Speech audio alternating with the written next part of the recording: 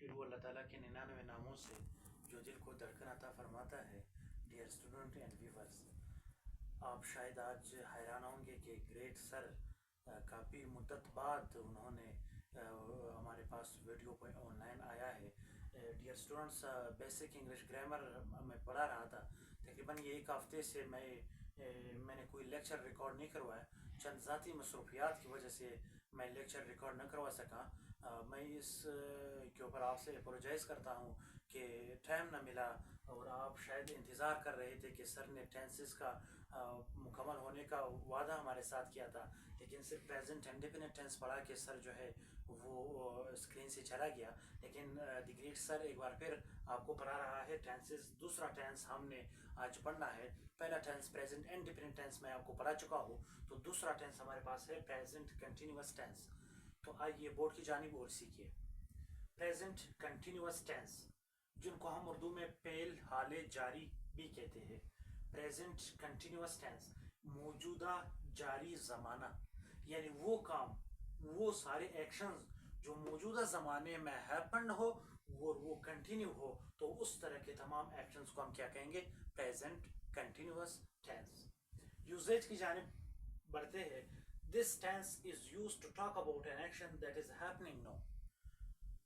ये हम उन एक्शन के बारे में इस टेंस में बात करते हैं जो बिल्कुल अभी से स्टार्ट हुए हो और जारी हो।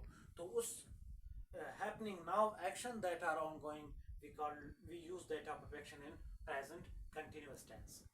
So helping verb, dear students, helping verb जो होते हैं ना, किसी भी टेंस की पहचान करने के लिए कि ये कौन सा ज़माना है, तो उसकी पहचान उस ज़माने को जो आइडेंटिफिकेशन है वो उसके हेल्पिंग वर्ब से की जाती है।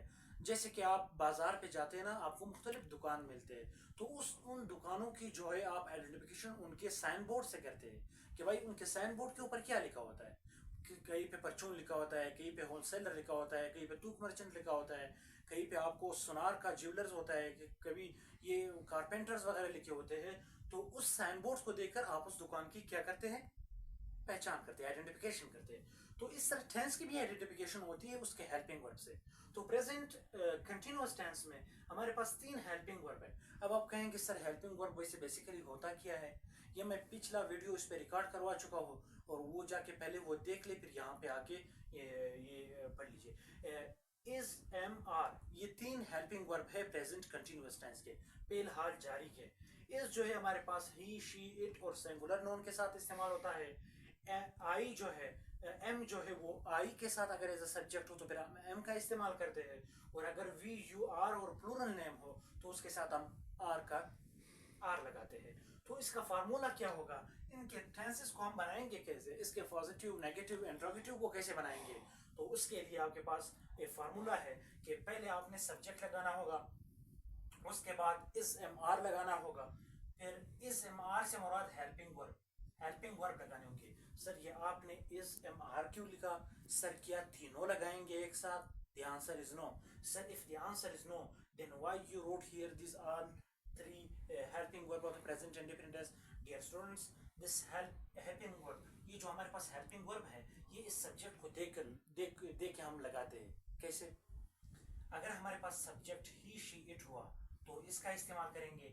अगर आई हुआ तो एम का इस्तेमाल करेंगे। अगर हमारे पास वी, यू, आर या प्लूरल नेम हुआ तो फिर हम उसके साथ आर का इस्तेमाल करते हैं। वर्ब के साथ आईएनजी लगेगा, क्योंकि हर कंटिन्यूअस टेंस में, चाहे प्रेजेंट कंटिन्यूअस हो, चाहे परफेक्ट कंटिन्यूअस हो, चाहे हमारे पास फ्यूचर कंटिन्यूअस हो, या फिर हमारे पास पास्ट कंटिन्यूअस हो, तो उसके साथ आईएनजी जरूर लगेगी। हर कंटिन्यूअस टेंस में आईएनजी लगती है, और उसके साथ ऑब्जेक्ट के बाद फुल स्टॉप। नेगेटिव सेंटेंस में क्या करते हैं? सब्जेक्ट, हेल्पिंग वर्ब, और हेल्पिंग वर्ब के बाद सिर्फ नॉट का इजाफा करते हैं, बाकी वही सेंटेंस है, वर्ब फर्स्ट फॉर्म में जी प्लस ऑब्जेक्ट। पॉजिटिव सेंटेंस थोड़ा सा डिफरेंट है, इसके इंट्रोगेटिव थोड़ा सा जो है हमारे पास डिफरेंट है। इंट्रोगेटिव में जो है ना, हम हेल्पिंग वर्ब को स्टार्ट में लगाते हैं। हर टेंस के इंट्रोगेटिव जुमला बनाने के लिए उसके हेल्पिंग वर्ब को स्टार्ट में लाना होगा। एक होता है इंट्रोगेटिव और एक होता है double interrogative. Double interrogative, W H question जो हमारे पास होते हैं, विच, वेयर, हूम, हु, अगर वो प्लस लग जाए, जब डबल इंट्रोगेटिव इंट्रोगेटिव में WH स्टार्ट में आ जाते तो फिर हेल्पिंग वर्ब आते हैं, फिर सब्जेक्ट आता है, इसको हम डबल इंट्रोगेटिव कहते हैं। बहरहाल डबल इंट्रोगेटिव की तरफ ना जाए, आप सिर्फ इंट्रोगेटिव से ये सारी डबल इंट्रोगेटिव में क्या होता है, कंफ्यूजन क्रिएट हो जाती है। तो हेल्पिंग वर्ब जो स्टार्ट में लाते हैं सब्जेक्ट, अगर सब्जेक्ट आई हुआ तो एम का इस्तेमाल, और अगर सब्जेक्ट हमारे पास वी यू दे आर तो ये आर लगेगा, अगर ही शीट हुआ तो इसका लगेंगे वर्ब आईएनजी ऑब्जेक्ट। फिर हमारे पास एग्जाम्पल की तरफ बढ़ते हैं कि पॉजिटिव सेंटेंस। हमारे पास पहला एग्जाम्पल है I am eating plus full stop. Object necessary भी है और नेसेसरी भी नहीं है। अगर कंप्लीट मीनिंग्स दे रहा है विदाउट तो ऑब्जेक्ट लगाने की जरूरत नहीं है, अगर मीनिंग पूरा नहीं दे रहा है तो फिर आप ऑब्जेक्ट लगा सकते हैं। फॉर एग्जांपल दूसरे सेंटेंस में I am reading a book, I हमारे पास क्या है, सब्जेक्ट है, एम क्या है, हेल्पिंग वर्ब है। सर आपने एम क्यों लगाया, सर आप आर क्यों नहीं लगाते हो, सर आप इस क्यों नहीं लगाते हो, क्योंकि आपके सर ने आपको बताया था कि अगर सब्जेक्ट ही शी इट हो तो इस लगेगा, अगर आई हो तो एम लगेगा, अगर वी यू आर और प्लूरल नेम हो तो आर लगेगा। सॉरी ये आर यहाँ पे नहीं आता है, दे, ठीक है। अगर ये रहा तो हमारे पास सब्जेक्ट आई है तो इसीलिए हेल्पिंग वर्ब आपने एम लगाया। रीडिंग अ बुक रीडिंग जो है पास पहुंच गया एनजी है और बुक जो है हमारे पास ऑब्जेक्ट है।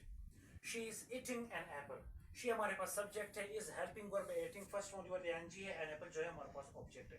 इसी तरह नेगेटिव में चलते हैं, I am not eating food, I am not, सिर्फ नॉट का इजाफा हुआ, बाकी ये तो आपको पता है कि ये सब्जेक्ट है, ये हेल्पिंग वर्ब है, नॉट का इजाफा किया फर्स्ट पहुंच वर्ब प्लस ऑब्जेक्ट।